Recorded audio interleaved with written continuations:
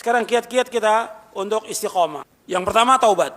Jadi kalau kita ingin istiqomah, taubat kepada Allah Taala. Taubat dengan taubatan nasuha. Saya mau tanya kepada antum. Nabi itu kadang-kadang taubat atau selalu taubat Nabi? Nabi Muhammad SAW dalam setiap hari, dalam sehari berapa kali Nabi taubat kepada Allah? 70 sampai 100 kali. Nabi taubat dan istighfar kepada Allah dalam sehari 70 sampai 100 kali. Itu Nabi Muhammad SAW. Apalagi kita. Kita taubat kepada Allah. Allah merintahkan kepada kita, ya ayyuhalladzina amanu tubu ilallahi taubatan nasuha. Wahai orang beriman, taubatlah kepada Allah dengan taubatan nasuha. Taubat dengan taubat yang jujur, taubat yang benar, taubat yang ikhlas, taubat yang tidak mengulangi lagi perbuatan dosa. Taubat kepada Allah. Karena dengan kita taubat, Allah akan memberikan hidayah. Orang yang selalu taubat dan kembali kepada Allah, Allah berikan hidayah. Allah sebutkan dalam surah Ar-Ra'd, innallaha yudhillu man yasha wa yahdi ilaihi man anab.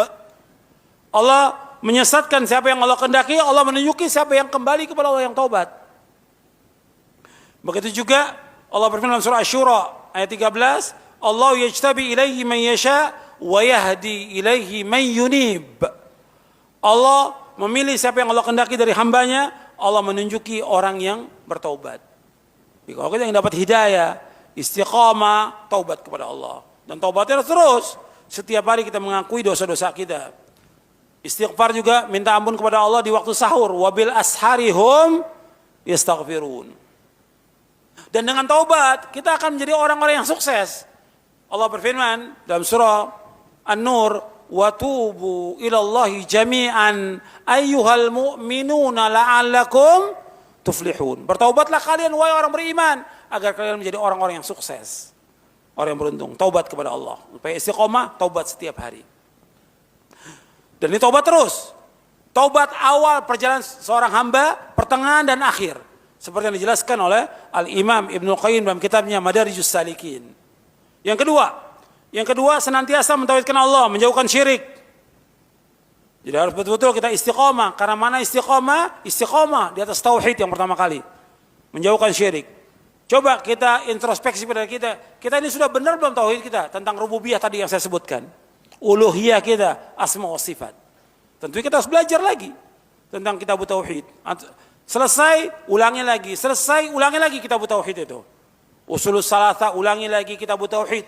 Oleh Syekh Muhammad bin Abdul Wahab, ulangi lagi selesai. Baca syarahnya Fathul Majid, ulangi lagi. Manfaatnya besar itu. Tambah keyakinan kita, tambah iman kita kepada Allah Taala. Kita harus mentauhidkan Allah, jangan sampai kita jatuh dalam perbuatan syirik. Kemudian berusaha untuk konsekuen dan konsisten dalam ketaatan kepada Allah.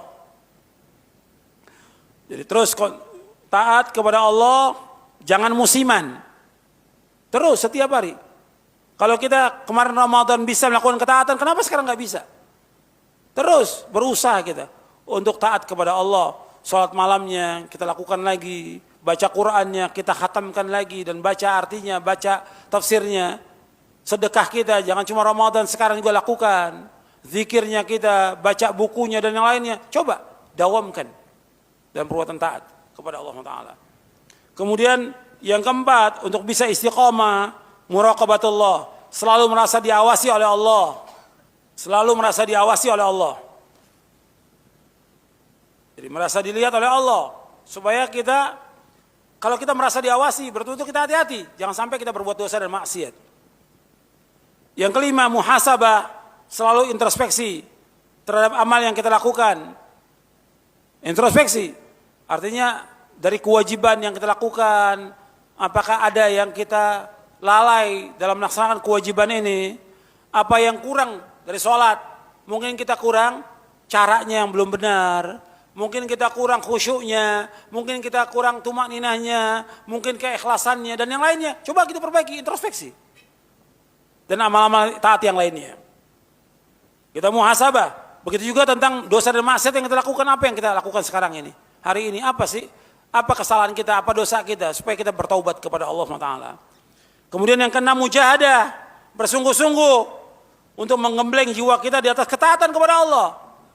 Mujahadah, sungguh-sungguh Jadi nggak boleh orang yang beriman itu bermalas-malasan, nggak boleh.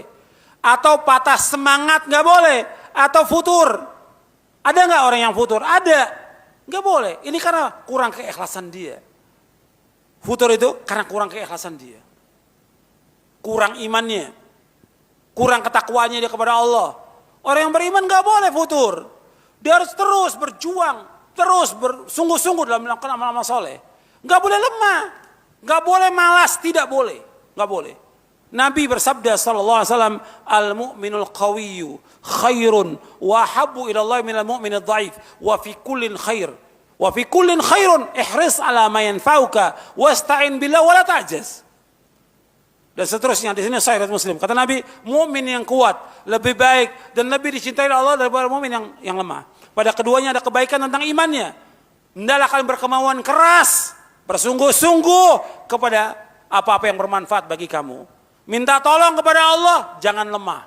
Gak boleh kita lemah, gak boleh kita malas. Meskipun kita kena musibah, ada masalah, ada muskilah, ada problem, tetap jalan dalam taat kepada Allah. Gak boleh kita lemah. Kalau kita orang yang beriman, kita yakin bahwa semua Allah sudah takdirkan 50.000 tahun sebelum Allah menciptakan langit dan bumi. Orang tua kita meninggal, anak kita meninggal, ada masalah yang lain yang musibah, Allah sudah takdirkan. Kita wajib mengimani, Allah akan tunjuki kita. Allah berfirman dalam surah At-Taghabun, ma asaba min musibatin illa biiznillah wa man yu'min billahi yahdi qalbah. Wa man yu'min billah yahdi qalbah. Tidak ada satupun musibah yang terjadi di langit dan di bumi kecuali dengan izin Allah. Dengan izin Allah. Barang siapa yang beriman kepada Allah, Allah akan tunjuki hatinya. Ditunjuki hatinya. Maka imani semua itu. Jangan karena musibah patah semangat, nggak mau ngaji lagi, nggak mau bangun tengah malam lagi, nggak mau sholat berjamaah, nggak mau nuntut ilmu, nggak mau baca Quran. Ini kebodohan, ini ketololan. Justru tambah jauh dia dengan Allah. Justru dengan musibah yang Allah timpakan kepada dia, tambah dia dekat dengan Allah SWT. Tambah dekat dengan Allah. Yang memberikan cobaan dan ujian siapa? Allah. Dia husnuzan kepada Allah. Apa yang Allah kehendaki buat kita, itu yang terbaik buat kita. Dan Allah inginkan kepada kita kebaikan. Dihapuskan dosa kita, diangkat derajat kita. Yang Allah inginkan kita masuk surga dengan musibah itu. Paham? Makanya kita imani. Sungguh-sungguh orang yang beriman, jangan malas. Dalam apapun juga, jangan futur. Harus semangat. Orang kafir dalam kekafirannya, orang musyrik dalam kemusyrikannya, semangat mereka. Ahlul bid'ah, antum lihat. Semangat dalam bid'ahnya. Sampai malam juga tetap masih nyanyi dia. Yang maksiat apalagi, antum bisa lihat. Semangat mereka dalam kesyirikan, dalam kekafiran, dalam maksiat, dalam perbuatan bid'ah. Kenapa kita enggak semangat dalam ketaatan yang mendapatkan ganjaran dari Allah Taala? Kenapa kita enggak semangat dalam ketaatan kepada Allah, dalam sunnah Nabi yang mendapatkan ganjaran yang besar? Meskipun kena musibah, meskipun kena bencana, tapi itu Allah kehendaki kebaikan buat kita karena Allah sayang kepada kita. Apa yang Allah kehendaki buat kita, itu yang terbaik buat kita. Paham? Nah, saya lanjutkan. Ikhlas dalam kita beramal yang ketujuh. Dan mutabah, mengikuti contoh Rasulullah SAW. Ikhlas dan ittiba. Ini syarat apa ini? Syarat ibadah, syarat diterima amal. Ikhlas dan ittiba. Kemudian yang kedelapan, berpegang teguh kepada sunnah dan menjauhkan bid'ah.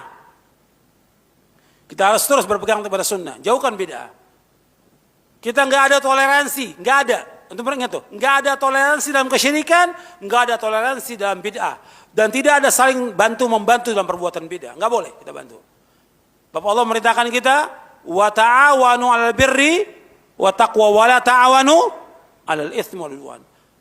Tolong menolong perbuatan baik dan takwa, jangan tolong menolong perbuatan dosa dan permusuhan. Jadi ingat itu, bahwa kita jangan toleransi pada bid'ah. Bid'ah tetap bid'ah, jangan kita bantu, jangan kita tolong. Nggak ada kerjasama, tapi kita bergaul dengan masyarakat tetap dengan mereka. Senyum dengan mereka, akhlak yang mulia tunjukkan, salam kepada mereka, bantu mereka ketika mereka sakit, jenguk mereka. Tapi kalau bid'ah kita diundang, nggak boleh kita datang, nggak boleh ikut kerjasama dalam bid'ahnya. Itu Islam. Bab nggak mungkin kita bisa berpegang di atas sunnah kalau kita nggak menjauhkan bid'ah. Anda perhatikan kata Nabi SAW. Perhatikan kata Nabi SAW.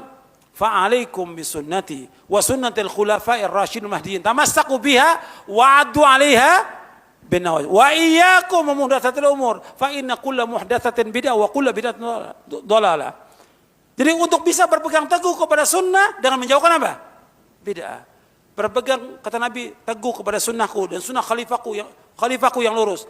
Pegang erat gigit dengan kamu dan jauhkan semua perbuatan bid'ah. Enggak akan mungkin kita bisa berpegang kepada sunnah tanpa menjauhkan bid'ah.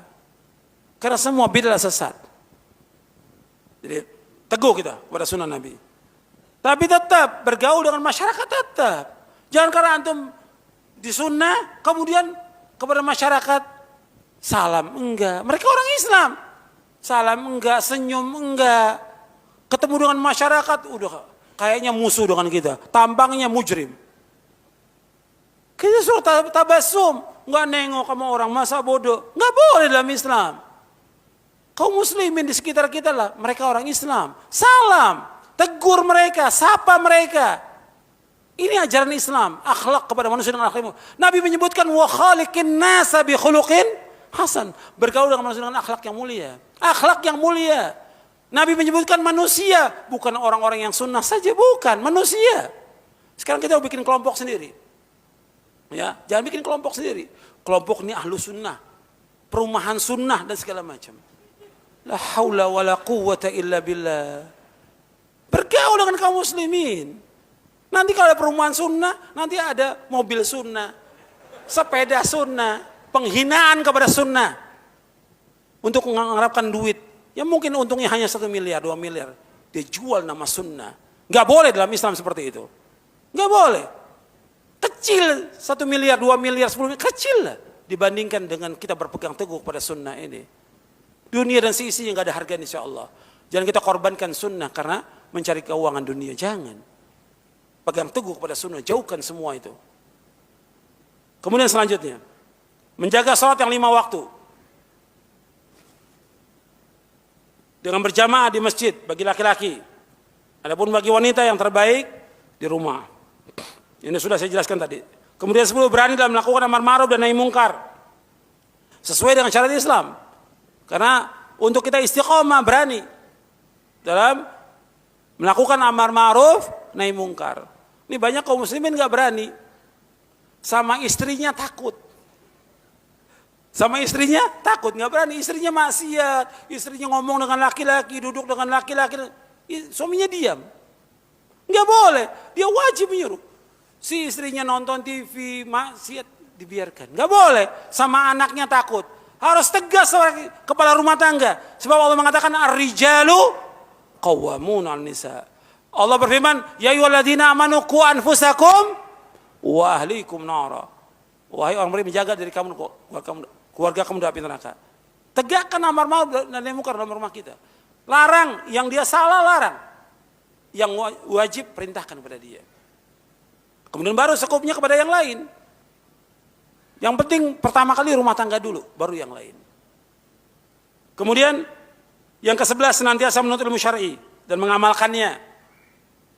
Yang harus terus menuntut ilmu sampai wafat. Kemudian takut kepada Allah yang maha kuasa dan maha besar.